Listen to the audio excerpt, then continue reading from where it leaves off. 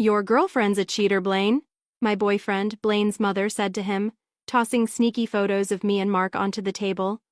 I'd come to Blaine's place, so happy to tell him about my pregnancy, his baby.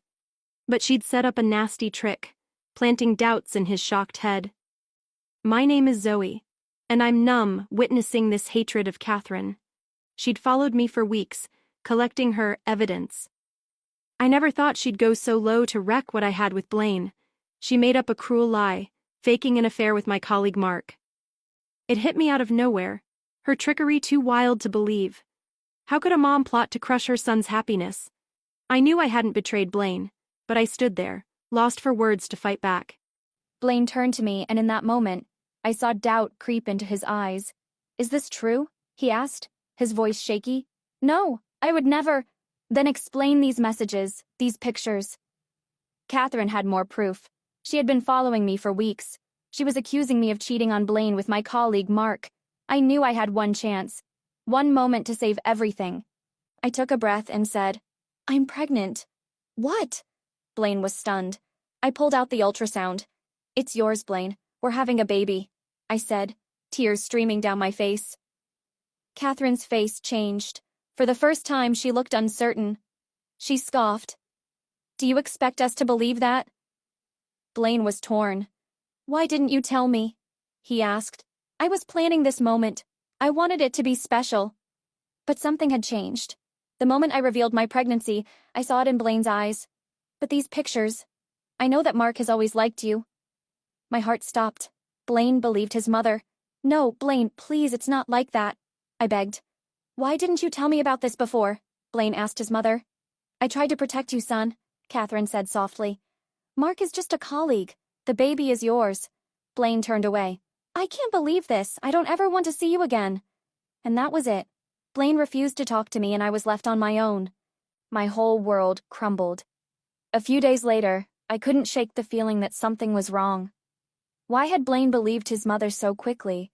Catherine had always been manipulative, but this felt different. I needed answers.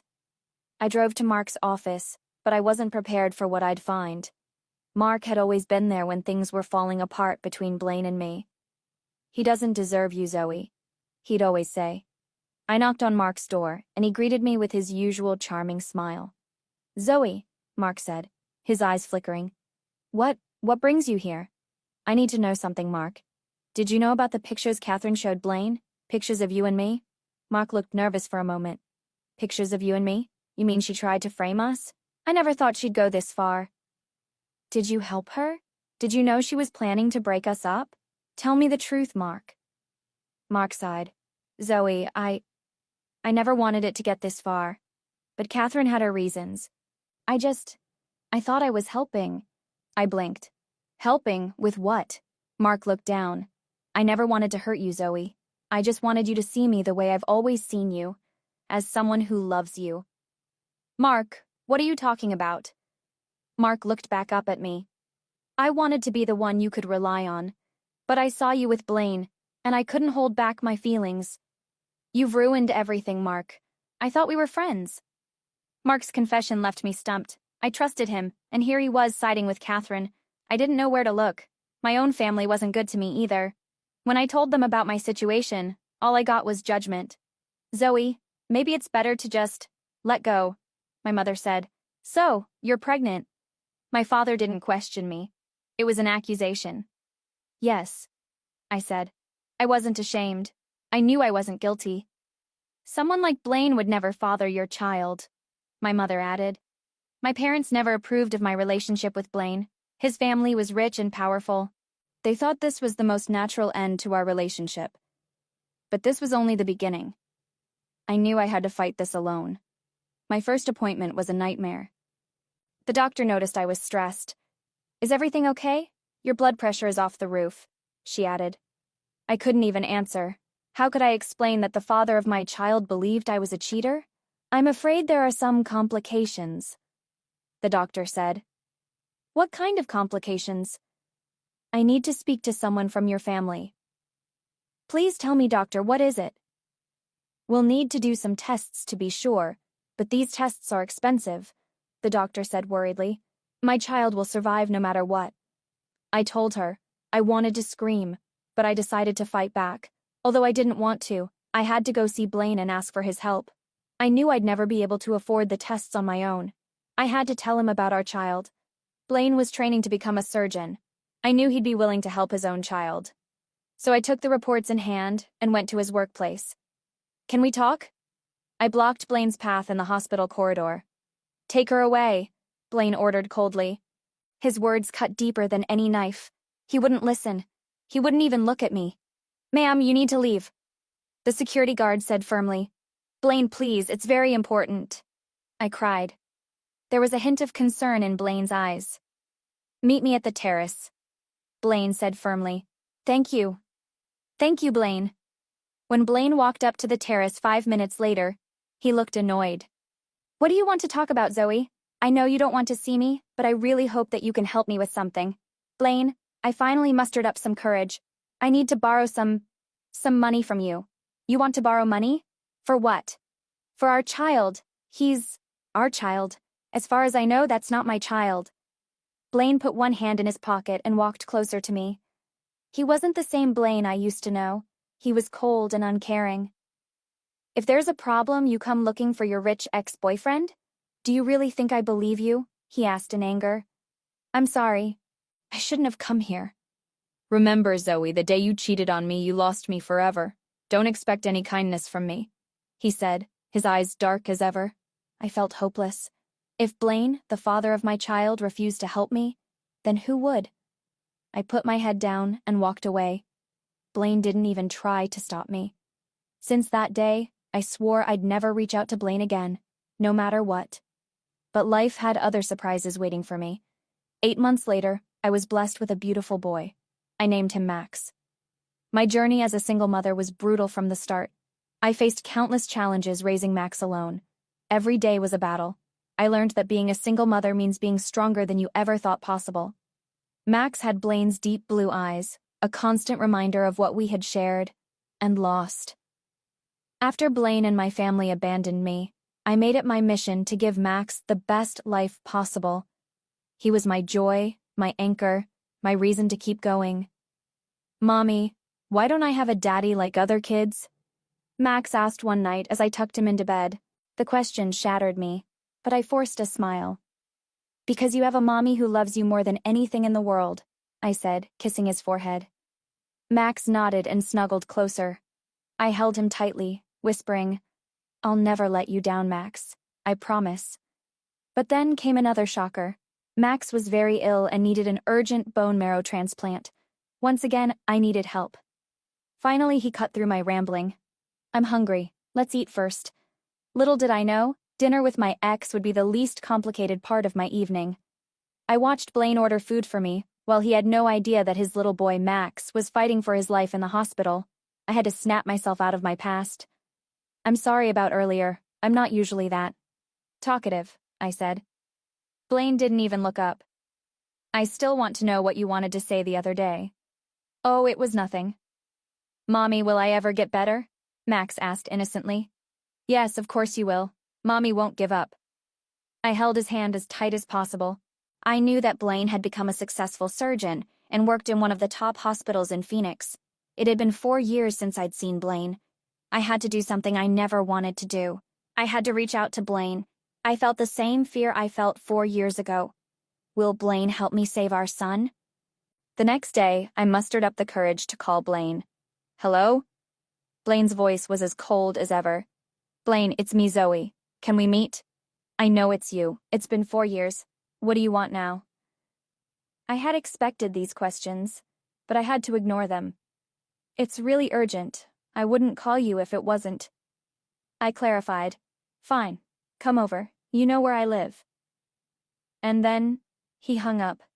When I arrived, the tension was suffocating. Blaine wasn't alone. He was with his beautiful fiancée, Sophia, and his threatening mother, Catherine. Sophia stood rigidly beside Catherine, the woman who had once tried to kill me, their eyes burning with a mixture of curiosity and hostility. You have some nerve showing up here, Catherine spat. I touched my beating chest and felt the heart of the sea necklace, a remnant of what Blaine and I once were. Sophia's gaze locked onto it, her eyes narrowing. Isn't that the heart of the sea? Where did you get that? She demanded, her voice sharp with accusation. Catherine didn't miss a beat. She stole it. That necklace belongs to our family. Blaine's reaction was immediate. Mom, stop, he said, his voice rising. He knew the truth, that the necklace was a token of our love from 6 years ago.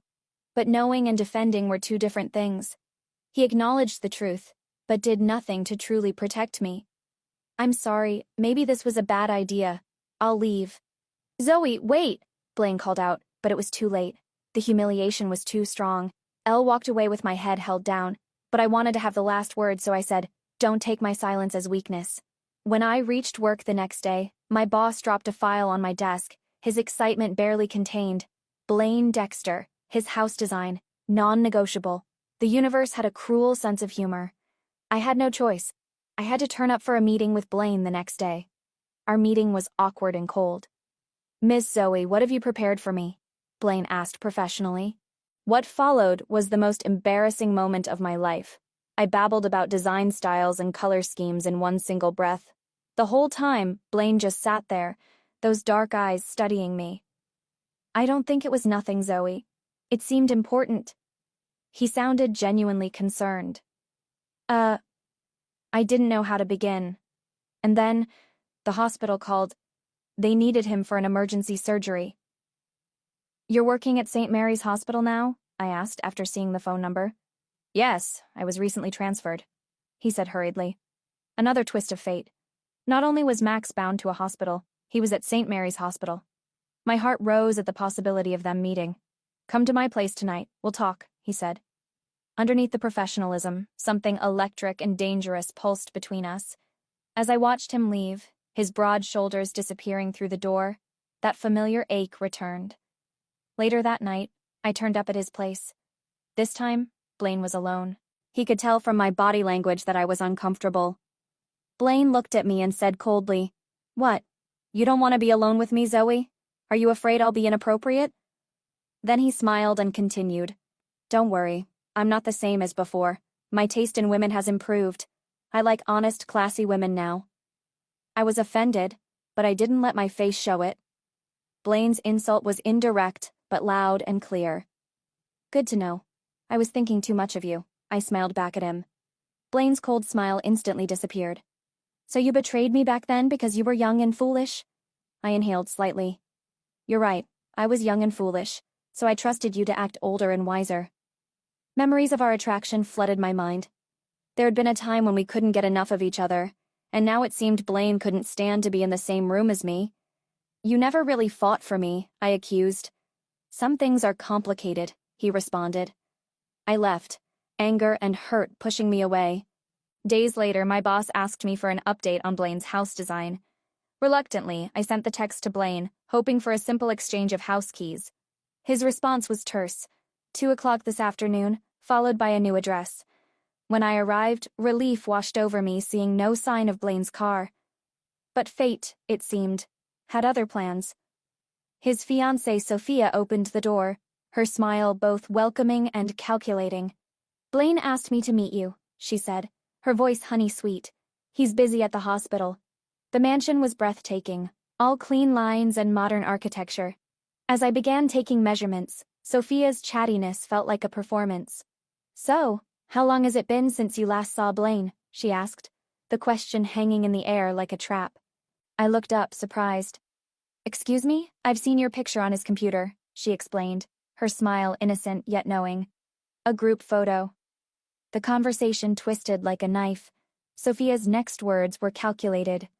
Don't worry, I wouldn't be jealous, even if it was just the two of you. I know it's impossible between you two. She winked, adding meaningfully, because Blaine has a very scary mother. My smile froze. At that moment, I saw through Sophia's words. She wasn't harmless. She was calculating. Then came the question about my necklace. Tell me, where did you really get that necklace? Sophia asked, her tone deceptively casual. A friend gave it to me, I replied, my hand unconsciously touching the necklace. Sophia's eyes glimmered. Not just a friend, right? This must be from someone special. When she explained the necklace's true identity, the heart of the sea, a priceless diamond symbolizing one's true love, my world tilted. Blaine had always told me it wasn't worth much. 6 years, and I'd never known its true value. The only one in the world, priceless, one true love. The words echoed in my mind. Stupid, I told myself. How could I not have known? Did your husband give it to you? Sophia asked. No, I responded simply. Just a friend. But we both knew it was more complicated than that. Sophia watched me, her red lips curved in a knowing smile. The measurement of the house continued, feeling her eyes on me, understanding that this was more than just a design consultation. This was a confrontation, with stakes I was only beginning to understand. The heart of the sea glimmered around my neck, a testament to a love story far from over. The next moment, I saw the hospital's number light up on my phone. It was about Max. I needed to go immediately. I have to go. Can we do this another time? We'll see about that, she said slyly. I had no time to think about the hidden meaning behind Sophia's words. Max was delirious when I reached the hospital, calling for a father he'd never known. My friend, Dr. Luna's suggestion was simple and terrifying. Contact Blaine right away. When I called, Sophia answered. Her threat was calculated and cruel. Stay away from Blaine. Decline the design project. Or I'll have Max transferred. Before I could process her words, chaos erupted suddenly. A man from the psychiatric ward had escaped. He was threatening to hurt Blaine in the hospital corridor. He was holding a bottle of sulfuric acid in his hand. Without thinking, I stepped forward. Pain exploded through my body. Sharp, sudden, unexpected. I was taken away to the emergency room. Blaine, who was always calm in the face of danger, was panicking for the first time in his life. What were you doing here, Zoe? Blaine asked. She's very lucky, the doctor told Blaine. It was a false alarm. The liquid was just some chili pepper concoction. The damage would have been worse if that had really been sulfuric acid. Blaine lowered his head and inched closer to my tear-stained face, asking me in a strange tone. Zoe, how does it feel to be a hero? Dr. Dexter, if you want to thank me now, I will gladly accept it. Blaine treated my wounds, his touch both familiar and strange. And then the question, loaded and dangerous. Do you still love me, Zoe? Is that why you're here? Is that why you protected me? I said nothing. Some questions are better left unanswered. Never mind, it doesn't matter anymore, he said defensively. Then he picked up my things and walked me to his car. Fasten your seatbelt, Blaine said, glancing at me. I felt tears forming behind my eyes. Thank you, I said in a low voice as I got into his car. When we were together, Blaine had always opened the car door for me and then leaned over and fastened my seatbelt. I stared blankly at the scenery outside my window, trying to ignore the loss I felt in my heart. What time do you get off work? Blaine suddenly asked me. I turned and glanced at him. 5 o'clock. No, from your job at Enclave. Blaine's voice sounded indifferent. How did he know I was working at the Enclave as a bartender? I hesitated for a moment before replying honestly. 3 in the morning. Blaine frowned. Do you really need money that badly? To be honest, I couldn't help but feel a little uncomfortable at Blaine's question. I nodded and answered him truthfully. Yes. Matthew doesn't have money to help you? You need to work so hard? There was a trace of anger in Blaine's tone. Blaine still believed that Matthew was my husband, when he was just a very dear friend taking care of Max and me. No. I quickly shook my head. I've already spent too much of his money. I can't ask him for more. Blaine frowned and looked at me. What do you need so much money for? I felt a little guilty and hesitated for a long moment. Blaine, there's someone. He cut me off. Forget it. I'm not interested in knowing about you anyway. I felt a little sad and a little relieved he'd dropped the subject. We drove in silence for a while, neither saying anything, before Blaine said, Zoe. My heart clenched tightly when I heard him say my name. If you really lack money, you should go to Matthew for it. You are his wife. He should share this burden with you. You don't have to force yourself to live like this. Blaine stared straight ahead at the road while he spoke, and his tone had grown serious. Finally, he continued. If you're really short of money and Matthew doesn't want to give it to you, I can lend it to you. And it too. The moment Blaine's words left his mouth, my tears could no longer be controlled, and I began to cry. At a red light, the car stopped. Zoe, don't cry anymore. I don't like it. I quickly took some tissue and dried my tears. I was slightly shocked when she saw my reflection in the mirror. My wounded eyes were swollen and bloodshot. I sighed before reminding Blaine. The light changed. You can drive now. You're sure you don't want me to drop you in front of your house? Blaine asked me with a frown. There's no need. I'm good. I hurriedly shook my head. I didn't want my younger sister Ziva to see Blaine dropping me off. Although I guessed by the frown on Blaine's face, he didn't think I was trying to avoid Ziva seeing us together.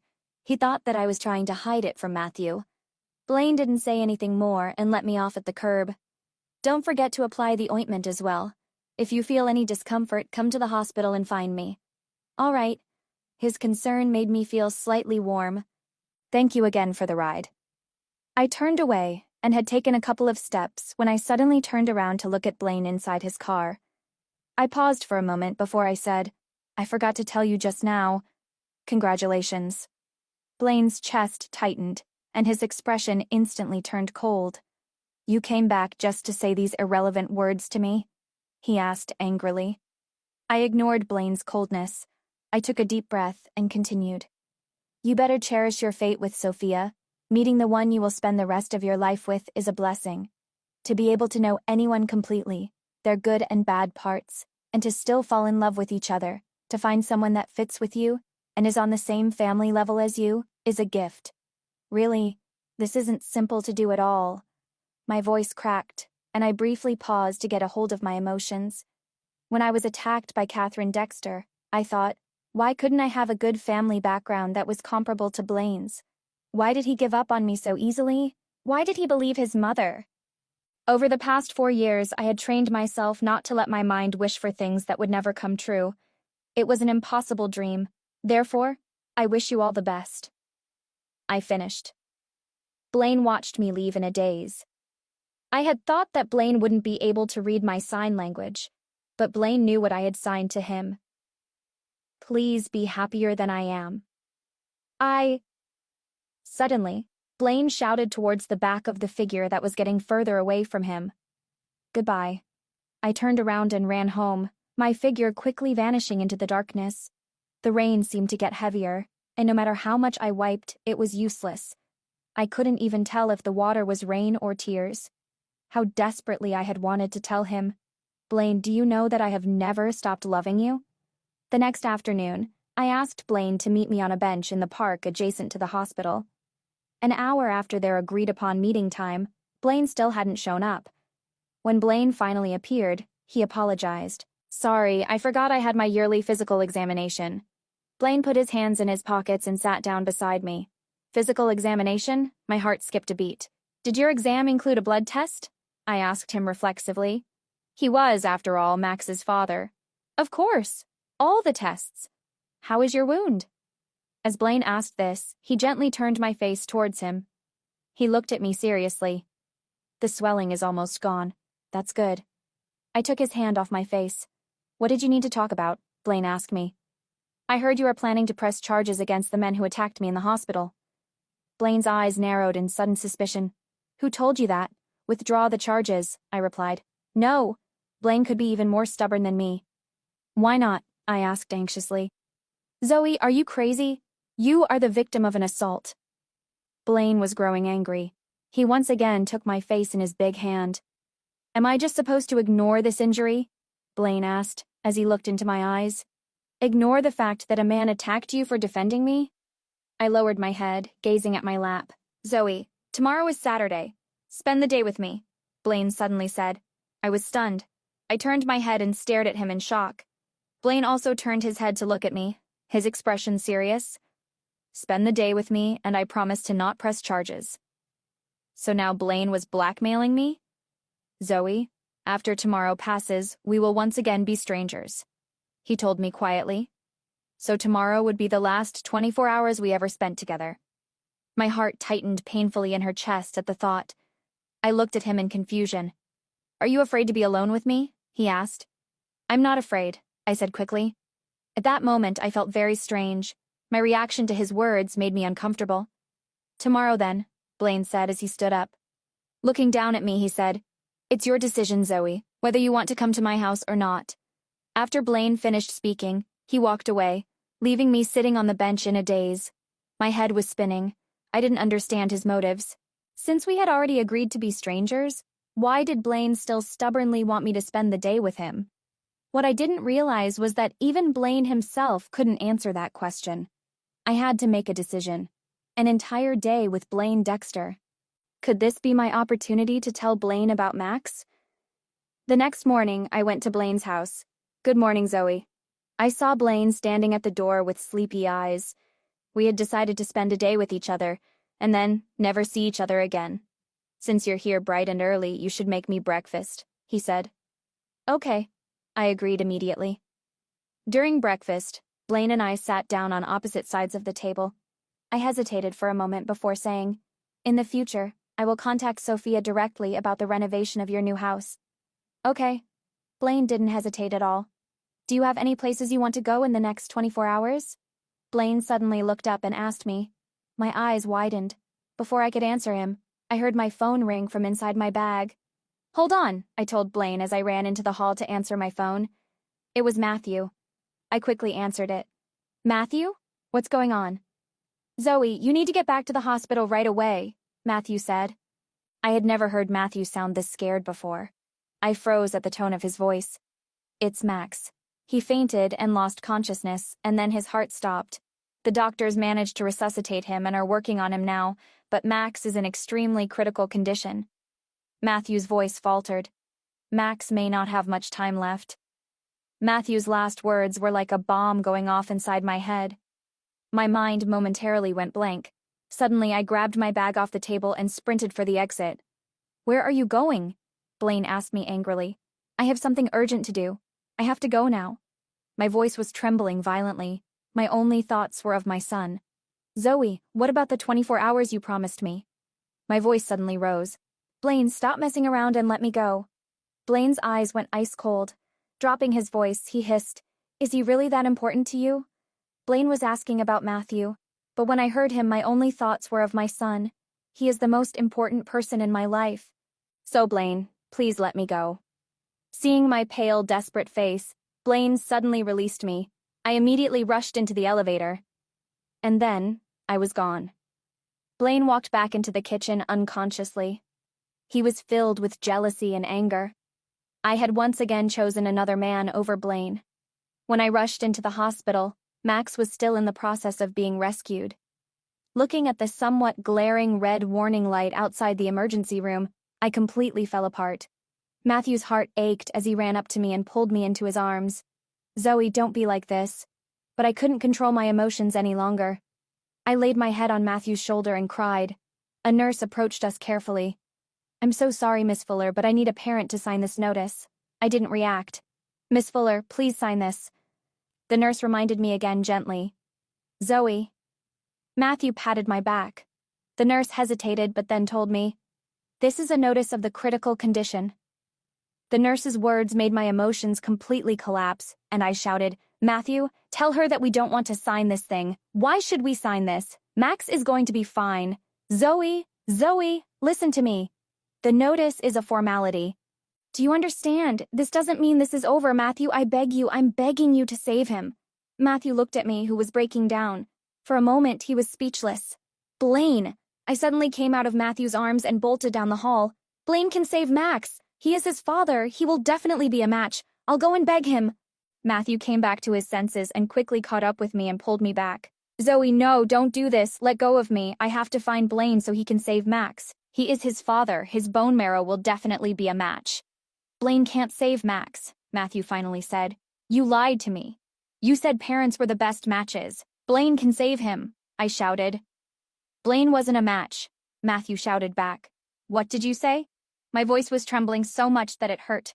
I'm sorry, Zoe. I pulled Blaine's blood test results from his physical exam. He wasn't a match. I was completely defeated. Don't give up, Zoe, Matthew pleaded with me. What else can I do? My voice trailed off. I was destroyed at this moment. My son was only 4 years old. I anxiously waited outside the emergency room for the entire morning. At noon, Matthew led a group of doctors and nurses out. I rushed over. Matthew, my Max. I wanted to know the result, but I was afraid to know. Matthew tightly gripped my trembling hands. Zoe, Max is a strong child. He survived. Oh, thank God, thank you. Thank you. Max was immediately taken to the ICU. I could only see Max through the ICU door's small window. I couldn't take my eyes off my son. Zoe, you have been standing there all day. Go home and get some sleep. Matthew urged me. I am not going anywhere, Matthew. I will stay here and look after Max. Matthew sighed helplessly. Come, let me talk to you about Max's situation. When I heard that Matthew wanted to talk about Max's condition, I sat down beside him. Zoe, Max might need to undergo chemotherapy. Matthew's words made my eyes tighten. Matthew, is there really no other way? Matthew took a deep breath and looked at me. We barely saved Max this time. To be honest, it's a miracle Max survived. I know, I didn't want to even hear the words. I'm afraid Max will not be able to endure it again, Matthew. As a mother, I couldn't bear for him to go into the chemotherapy room again and again. Matthew held my trembling hands. Zoe, think about it carefully. As for the money for chemotherapy and this month's hospitalization fees, don't worry about it anymore. Just leave it to me. No, I immediately refused. Matthew, don't do this. Max and I owe you too much already. Don't worry about Max's medical fees. I will definitely find a way to get the money, so don't worry about me anymore. Matthew sighed. Listen to me. Don't make things more difficult for yourself than they already are. It's okay. I can handle it. I shook my head stubbornly. Max's chemotherapy sessions would begin in 2 weeks. My salaries from my full-time designer position and my other part-time job would not be enough. I gritted my teeth and found a third job that I could do overnight. I got a job as a cocktail waitress at Enclave. The bar was a short walk from St. Mary's, so I could still be close to Max. I would earn a small server's salary plus commission. It was almost 4 o'clock in the morning when I arrived home from my first shift at Enclave. As soon as I walked into the bathroom, I threw up. Zoe, what's wrong? I'd woken up my sister Ziva. I'm fine. Don't worry about me. Go back to bed. Zoe, how can you say you're fine? Have you been drinking? That's not like you. You don't even like bars. I took the water and rinsed my mouth. What kind of job did you get that requires you to arrive home at 4 o'clock in the morning? Ziva continued. If you need money, we can go and borrow some from relatives. Don't risk your life to save Max's. I shook my head. Don't worry about me, Ziva. I'm fine. Don't tell Mom about this. She is not in good health. Zoe, I'm going to start contacting our extended family tomorrow. You can't live like this. Ziva, don't. I opened my tired, bloodshot eyes. This is my problem to solve. Aren't you tired, Zoe? Ziva's eyes were watery. I am tired, I told my sister truthfully. But I wasn't giving up. A toast to us, Dr. Jose shouted, raising the beer in his hand. The next night, the entire staff of the neurology department of the St. Mary's Hospital had gathered at Enclave to celebrate. Earlier that day, the neurology department and its team of brain surgeons had been rated as the best department in the entire hospital. I had just finished serving a table with their drinks when the manager of Enclave hurried over to me looking a bit flustered. Hey, Zoe, I'm short a VIP hostess. You've been doing great, so I'd like to give you a shot at the job. How about a trial run tonight? My manager asked. I quickly agreed, because I had heard I'd earn higher commissions in VIP rooms. A short time later, I wheeled a liquor cart into my assigned VIP room. The moment I entered the room, my eyes landed on him, and I froze. What was Blaine doing here? In the next moment, Blaine looked up and his steely gray eyes locked with my startled blue ones. Blaine's colleagues were stunned when they saw me walk in pushing the bottle service cart. Zoe, is that you? Someone asked in surprise. I felt embarrassed. Blaine's cold stare made a shiver go down my back. How could I explain why I was working 3 jobs? Will I ever be able to tell him? Hey, I'm Zoe. If you're wondering what happens next, download the Pocket FM app now and listen to the exciting episode of Rekindled Heartache.